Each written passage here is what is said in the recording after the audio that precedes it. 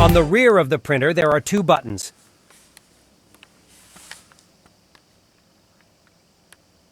Press the two buttons and remove the rear cover.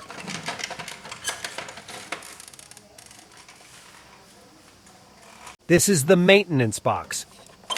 Grasp the maintenance box and pull it out. Take the new maintenance box. It's better not to touch the chip. Insert the new maintenance box into the printer. Reinstall the rear cover.